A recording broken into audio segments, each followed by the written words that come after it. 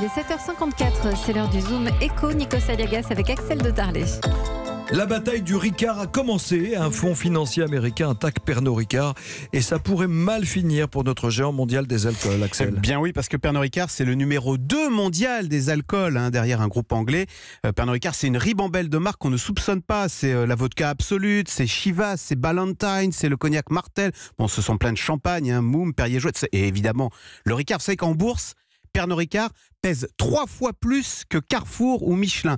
Eh bien, c'est ce géant qui est attaqué par un fonds financier, et un fonds financier de la pire espèce qui s'appelle Elliott. C'est ce qu'on appelle, vous savez, des fonds vautours qui n'hésitent pas à attaquer. Ce sont des fonds qui, de temps en temps, attaquent des pays en difficulté, comme l'Argentine des années 2000, pour gagner de l'argent sur le dos de la misère. Là, cette fois, Elliott, ce fonds, s'attaque à Pernod Ricard. Mais quelle est la méthode? Comment ce fonds américain attaque-t-il Pernod Ricard? Concrètement, qu'est-ce qu'il demande? Alors, la méthode, Elliott est discrètement entré au capital de Pernod Ricard, ni vu ni connu, et maintenant qu'il est actionnaire, eh bien, que fait-il? Il déstabilise la direction, il la critique, et il propose des méthodes radicales pour faire monter le cours de bourse encore plus haut, encore plus vite. Il espère ainsi rallier à sa cause d'autres actionnaires. Alors, parmi ce qu'il demande, il y a une chose très inquiétante, je cite Elliott, il souhaiterait que Pernod Ricard soit prêt à une fusion avec un autre groupe. En gros, il souhaiterait que Pernod Ricard se vende à son grand concurrent, l'anglais Diageo, qui est le numéro 1 mondial des alcools et qui aimerait beaucoup en France mettre la main sur nos cognacs. C'est que nos cognacs se vendent dans le monde entier.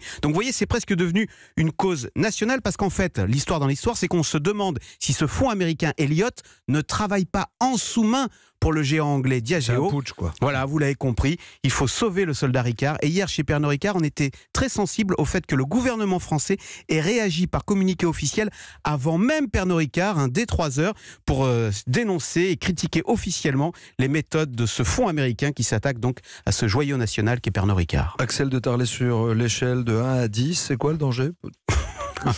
Eh ben écoutez, on va essayer que ce soit le plus bas possible, chez 2 ou 3, mais chez Pernod Ricard, ils étaient inquiets hier, parce qu'ils se disaient, on est en pleine forme, si on est attaqué, c'est qu'ils ont un plan derrière.